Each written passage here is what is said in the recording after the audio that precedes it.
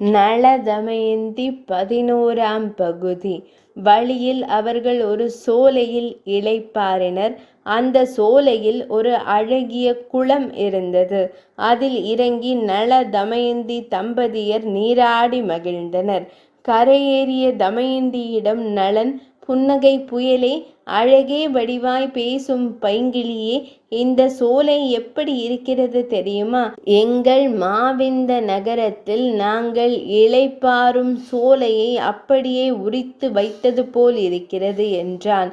வந்தது வினை. தமயந்தி கோபித்து கொண்டாள். நாங்கள் என்றால் இவர் யாரை கூறுகிறார்? இவர்தான் மாமன்னன் ஆயிற்றே. அழகில் மன்மதன் இவரது ஊரில் இருக்கும் சோலையில் அந்த நாங்களுடன் தங்கியிருந்தாரோ? நாங்கள் என்று இவர் குறிப்பிட்டது பெண்களாக இருக்குமோ? அப்படியானால் எனக்கு முன்பே இவருக்கு பெண்களிடம் உறவு இருந்திருக்கிறது. இது தெரிந்தால் இவருக்கு நான் கழுத்தை நீட்டியிருக்கவே மாட்டேன். இந்த ஆண்களே இப்படித்தான். வண்டுகள் ஓரிடத்தில் ஒழுங்காக இருக்க மாட்டார்கள். மனைவி அருகில் இருக்கும்போது கூட அந்த நாங்கள் இவரது நினைவுக்கு வருகிறார்கள். இன்னும் ஊருக்கு போனதும் இவர் அந்த நாங்கள் பின்னால் அலைவார். நான் போய் இழுத்து கொண்டு வர வேண்டும். என்ன மனிதர் இவர்! மையல் மொழி பேசும்போது என்னை தவிர வேறு யாரையும் ஏறிட்டு கூட பார்த்ததில்லை என்றார். இப்போது யாரையோ சிந்திக்கிறார். அந்த அன்னம் மட்டும் இப்போது என் கையில் கிடைத்தால் அதன் கழுத்தை திருகி விடுவேன். அது செய்த வேலைதானே இவ்வளவும். அவள் கோபத்துடன் முகத்தை வேறு பக்கமாக திருப்பிக் கொண்டாள். சந்தேகம் பெண்களுக்கே உரித்தான குணம். அதிலும் மையல் கொண்டு திருமணம் செய்யும் பெண்கள் இருக்கிறார்களே, அவர்கள் ஆண்களை பாடாய்படுத்தி விடுவார்கள். ஆண்கள் என்ன வார்த்தை பேசினாலும் சரி, அதை குதர்க்கமாக்கி என்னென்னவோ சிந்திப்பார்கள். தமயந்தியும் இதற்கு விதிவிலக்கா என்ன? அவள் தன் கணவன் மீது சந்தேகப்பட்டு முகத்தை திருப்பி இருக்கிறாள். அப்பாவி நளன், ஆஹா, இவளுக்கு என்ன ஆயிற்று? இத்தனை நேரம் சந்தோஷமாகத்தானே பேசினாள். இப்போது சந்தோஷத்திற்கு தோஷம் வந்துவிட்டதே. ஏதாவது தப்பாக பேசிவிட்டோமா? அப்படி வித்தியாசமாக ஏதும் பேசவில்லையே. அவள் முகத்தை மெதுவாக திருப்ப அவள் பொசுக்கென்று எழுந்து விசுக்கென்று மீண்டும் முகத்தை திருப்பிக் கொண்டாள். ஆண் பெண் என்ற இனத்திற்கிடையே இறைவன் கொடுத்த வரப்பிரசாதம்தான் இந்த ஊடல். வள்ளுவரின் மனைவி வாசுகி கணவரின் செயல்பாடுகளை கடைசி வரை கண்டுகொண்டதே இல்லை என்று சொல்வதை எல்லாம் ஒரு பக்கம் நம்பவே முடியவில்லை. ஊடல் இன்பத்தில் அவர் நிரம்பவே திளைத்திருக்க வேண்டும்.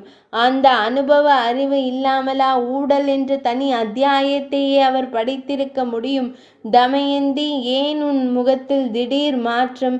என்ன ஆனது உனக்கு என்றான் கவலையுடன். மனைவி குளத்தில் குளித்ததில் புது தண்ணீர் பிடிக்காமல் ஏதேனும் ஆகிவிட்டதோ என்ற கவலை அவனுக்கு. அவளது கொவ்வை செவ்விதழ் ஏதோ பேசத் துடித்தது. கண்கள் சிவந்திருந்தன. முகத்தில் அந்த நிழற் சோலையிலும் வியர்வை துளிகள். அந்த துளிகள் அவளது அழகு முகத்தில் முத்துக்களை பதித்தது போல் இருந்ததை அந்த நிலையிலும் நளன் ரசித்தான். அந்த அழகு அவனை மயக்க அவளை அணைக்க முயன்றான். அவள் விலகிச் சென்றாள். தனது சந்தேகத்தை அவனிடம் எப்படி கேட்பது? தமயந்தி அமைதியாக இருந்தாள். அந்த அமைதி நளனை மேலும் சங்கடத்திற்குள்ளாக்கியது. நம்மிடம் ஏதோ தவறு கண்டுபிடித்திருக்கிறாள். அதனால்தான் இந்த மாற்றம் என்பதை புரிந்து கொண்ட அவனும் ஏதும் பேசாமல் படீரென தரையில் விழுந்தான். தன் அன்பு மனைவியின் கால்களை எடுத்து தன் தலையில் வைத்து கொண்டான். அவளுக்கு பரம திருப்தி. கணவன் காலடியில் கிடக்கிறான் என்றால் எந்த பெண்ணுக்கு தான் இன்பம் பிறக்காது?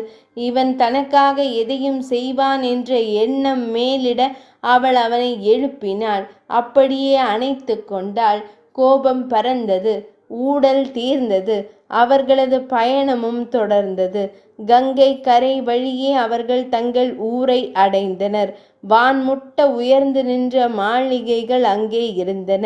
இதுதான் நமது ஊர் என்று தமயந்தியிடம் மகிழ்ச்சியுடன் கூறினான் நளன். ஊருக்குள் சென்ற புதுமணத் தம்பதியினரை மக்கள் மகிழ்ச்சியுடன் வரவேற்றனர். வரவேற்பு வளைவுகளில் அழகில் சொக்கி போனாள் தமயந்தி. மக்களுக்கு இருவருமாக இணைந்து பரிசுகளை வாரி வழங்கினர். மக்கள் மகிழ்ந்து வாழ்த்தினர். நளமகாராஜன் தமயந்தியுடன் நிடத நாடு வந்து சேர்ந்து 6 ஆண்டுகள் ஓடிவிட்டது. அதுவரை அவர்களுக்குள் எந்த கருத்து பேதமும் வந்ததில்லை. இன்பமாய் வாழ்வை கழித்தனர். பிள்ளை செல்வங்கள் 2 பிறந்தனர். தங்கள் இன்ப வாழ்வின் சின்னங்களான அந்த புத்திரர்களை பார்த்து பார்த்து தமயந்தி மகிழ்ந்திருப்பாள். தாயுடனும் தந்தையுடனும் விளையாடி மகிழ்வதில் இளவரசர்களுக்கு தனி விருப்பம். ராஜாவாயினும் ராணியாயினும் பணம் இருந்தாலும் இல்லாவிட்டாலும் யாராயிருந்தால் என்ன, துன்பம் என்னும் கொடிய பேய் எல்லோர் வாழ்விலும் புகுந்து விடுகிறது. நளதமயந்தி மட்டும் அதற்கு விதிவிலக்கா என்ன? துன்பம் வந்தால் தெய்வத்திடம் நாம் முறையிடலாம். ஆனால் தெய்வமே துன்பத்தை கொடுக்க வரிந்து கட்டி கொண்டு வந்தால் என்ன செய்வது? ஆம், தெய்வ பிறவிகளான இந்திராதி தேவர்கள் தமயந்தி தங்களுக்கு கிடைக்காமல் போனதால் ஆத்திரம் கொண்டு நளனுக்கு துன்பம் இழைக்க சதித்திட்டம் தீட்டினர். 11ஆம் பகுதி நிறைவடைந்தது.